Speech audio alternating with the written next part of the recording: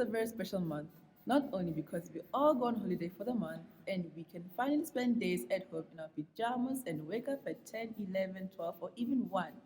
More than that, August is the month we were all reminded of how important women are in our country and the world. We appreciate our mothers, our grandmothers, our aunts, our teachers, and many other women who show us that women are powerful.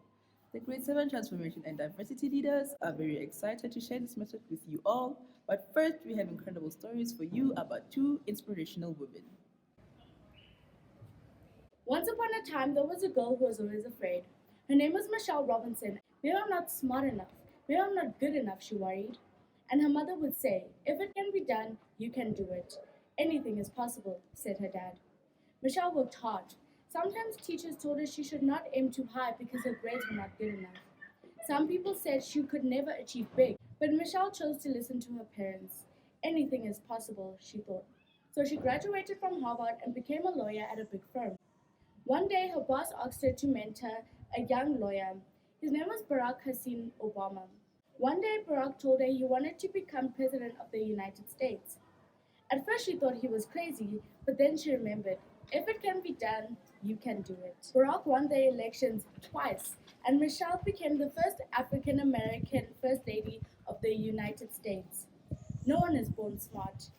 You can become smart through hard work, is her motto. Margaret Thatcher. Once upon a time, in Great Britain, there was a girl who did not care about what others thought of her. She believed in doing what she thought was right. Some people liked her for being honest, others thought she was rude. Margaret just shrugged and carried on.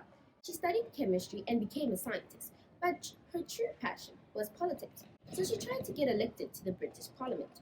The first time she did not make it, nor the second time. But Margaret was not one to give up. She decided to go back to college and study law.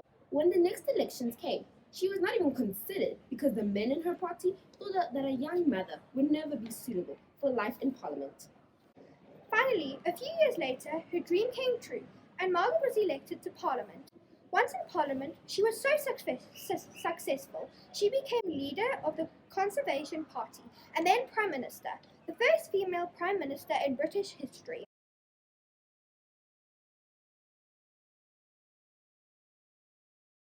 All of us know an inspirational woman. All of us inspire to be an inspirational woman. Women who grow up and grow wise and change the world for the better. While some might think very little of women, here at DSG, as a community, we believe in women, we nurture young women, and we are inspired to empower and celebrate women.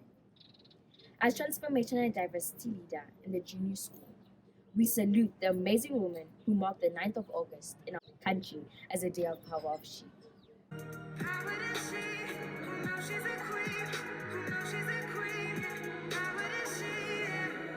When is Women's Day? Women's Day is remembered and celebrated every year on the 9th of August. This day celebrated the strength and resilience of women and the way in which women contribute and add to our country. The history behind Women's Day. On Thursday, the 9th of August 1956, 20,000 women marched to the Union buildings in Pretoria to speak up and act against the apartheid laws that forced black women to carry a piece of paper or a booklet similar to the identity books or smart IDs we all have now. The 1956 Women's Day March saw more than 20,000 women who all stood up regardless of their race to change our country. The march was led by 4 women who each came from a different race. The women were Lillian Masidiwa Ngoyi, who studied teaching and nursing and later worked in a clothing factory. Helen Joseph was a teacher who later became a social worker and a politician activist. Rahima Musa, who worked as a secretary in a food factory and became one of the members of the Federation of South African Women. Sophia Williams de Bruyn, who started her activist work when she was very young. During the march, thousands of women stood silently outside the Prime Minister's office for 30 minutes before singing this protest song, Watimd Abafasi, Watimd Imbogodo, which means, now you have touched a woman, you have struck a rock in English. The first National Women's Day in South Africa was celebrated on the 9th of August 1995. Today, National Women's Day in South Africa is celebrated by drawing attention to many important issues that women in South Africa and across the world still face.